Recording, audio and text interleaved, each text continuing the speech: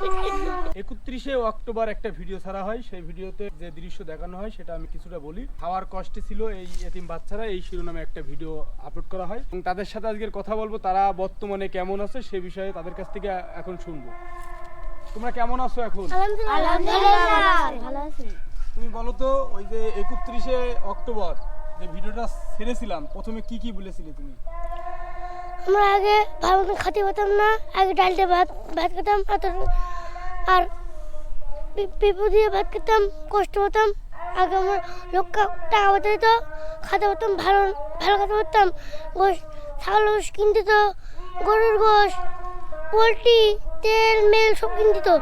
তারপর ভালো আমরা ভালোবাসা দেবো। ডাল, গোশ, ডিম, দুধ আর ডিম পোস, মাছ, পলোয়া।